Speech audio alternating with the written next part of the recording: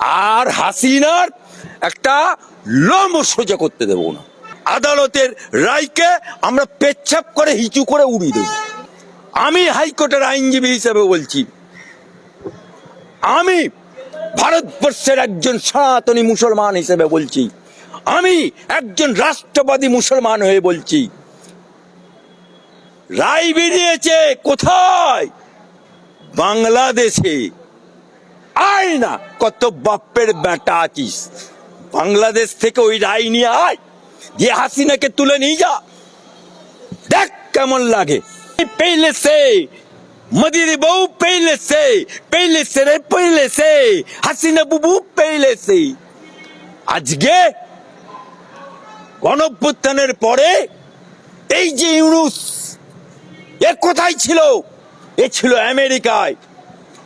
Yunus means আমেরিকার দালাল।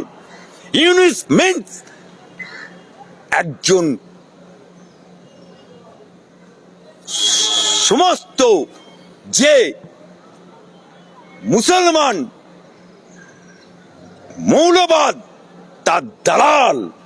আজকে বাংলাদেশে ইউনূস সরকার হচ্ছে কাঠপুতলি সরকার।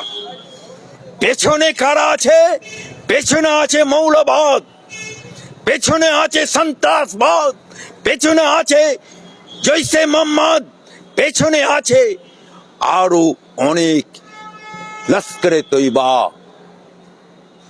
আজকে হাসিনা পালিয়ে আসছে বাংলাদেশ থেকে ইন্ডিয়ায়, কিন্তু এই বাংলাদেশের ইতিহাস ঘেটে দেখুন, যত ভারতবর্ষের বাইরে মুসলমান কান্ট্রি দেখুন, নিজেদের মধ্যেই কেলাকেলি হয়।